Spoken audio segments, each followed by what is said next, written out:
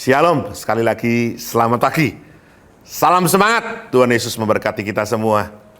Bapak Ibu Saudara yang kasih dalam Tuhan, kita belajar tentang satu hal yang sangat sederhana yang kita belajar hari ini, saudara dan saya melakukan dan minta Tuhan, aku minta hati yang lembut. Saudara, kalau kita melihat di dalam Matius pasal 5, saudara bisa melihat di situ ada tentang 8 sabda bahagia. Saudara, saya pernah bahas satu-satu. Hari ini saya rindu membagikan buat saudara yang kasih dalam Tuhan satu sabda bahagia yang terdapat dalam Matius 5 ayat 5. Firman Tuhan berkata, berbahagialah orang yang lemah lembut karena mereka akan memiliki bumi. Orang yang lemah lembut, dia akan memiliki bumi. Lemah lembut bukan bicaranya lemah dan lembut. Saudara, selamat pagi, bukan. Atau saudara selamat pagi, bukan. Tapi lemah lembut artinya saudara, dia memiliki hati yang lembut, saudara yang kasih Tuhan. Kalau kita melihat di dalam firman Tuhan, dalam bahasa Yunaninya kata lemah lembut atau lembut itu adalah pros. Ulangi bersama saya, pros. Pros itu artinya saudara, marah artinya pros itu terletak di antara marah yang berlebih-lebihan dan tidak pernah marah. Terletak di antara marah yang berlebih-lebihan dan tidak pernah marah. Orang yang tidak pernah marah, itu juga Tuhan tidak mau, saudara. Orang yang marah berlebih-lebihan, Tuhan tidak mau. Artinya, marah di tempat yang tepat, dalam suasana yang tepat, situasi yang tepat. Itu praus. Saudara yang kasih dalam Tuhan, dalam kehidupan kita belajar untuk mengendalikan diri. Pros itu penting buat kehidupan kita, saudara. Yesus pernah marah. Ketika dia menghadapi waktu itu di bait Allah dibuat untuk jualan, saudara. Firman Tuhan berkata dia marah di tempat yang tepat. Bukan berarti kalau orang jualan di pasar hewan, tiba-tiba Tuhan marah di situ kemudian bongkar bangkirkan meja. Itu tidak tepat. Marah di tempat yang tepat dan situasi yang tepat. Dia bisa tahu, saudaraku. Saudara yang kasih dalam Tuhan, di dalam bahasa tadi saya ngomong sama Agung gitu ya. Ada bahasa TSI, saudara, terjemahan sederhana Indonesia. Kata lemah lembut itu tidak gandengan sendiri, saudaraku, tidak sendirian. Berbahagialah orang yang lemah lembut itu tertulis di situ. Berbahagialah orang yang lemah lembut itu orang yang rendah hati, saudara. Lemah lembut itu identik dengan rendah hati, humble. Jadi orang yang lemah lembut itu terlihat dari kehidupan yang rendah hati, saudara. Apakah ini terjadi dalam kehidupan kita? Di dalam keluarga kita? Kalau menghadapi masalah, kita sama orang lain bisa lemah lembut. Maaf, saudara. Kita hamba Tuhan biasanya kalau ketemu orang-orang, telepon, Shalom Pak Freddy, wah bahasa saya akan, ya ada yang bisa saya bantu Pak, Bu, atau Nip. Lemah lembut bahasanya dengan orang lain. Tapi dengan istri atau suami,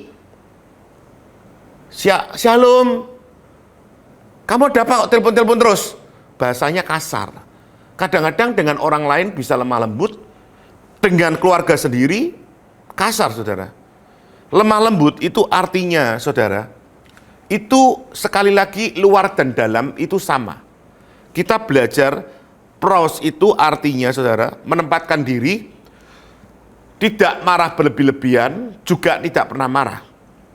Ya, saya pernah jumpai ada teman-teman yang tidak pernah marah, saudara. Tapi saya tanya kepada Bapak ini, pernahkah marah? Ternyata pernah. Berarti orang tidak pernah tidak marah itu tidak mungkin. Pasti ada suatu saat marah. Bahkan orang yang tidak pernah marah, biasanya kalau malah bisa meledak-ledak, saudara. Berbahaya. Banyak orang yang disimpan dalam hati, tiba-tiba terjadi hal-hal yang di luar batas kemanusiaan.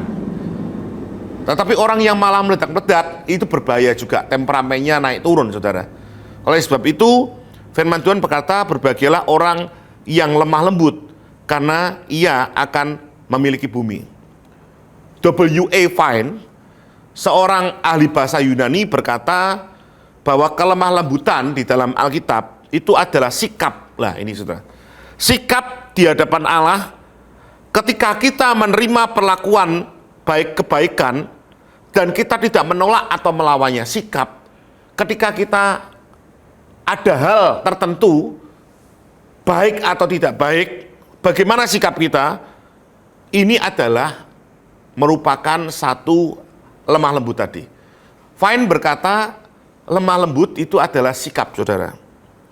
Kalau kita melihat di dalam firman Tuhan, saudara, Yesus sekali lagi dia pernah melakukan hal-hal, dia pernah marah. Tapi, saudara, dalam Matius 23 ayat 13 sampai 36, tetapi, saudara, dia melakukan hal yang tepat. Ini yang harus kita lakukan, saudara. Oleh sebab itu hari ini saya tidak mau terlalu banyak yang kita beritakan untuk saudara. Tapi kita belajar minta Tuhan, aku minta hati yang lembut. Kadang-kadang saudara, Tuhan sudah jawab tapi kita bingung atau kita menganggap itu bukan jawaban Tuhan. Contoh, ketika saudara minta hati yang lembut, tiba-tiba suami saudara atau istri saudara atau anak saudara tiba-tiba melakukan hal yang menjengkelkan. Saudara, Tuhan rindu hati yang lembut itu. Itu adalah satu karakter Kristus yang bertumbuh, saudara.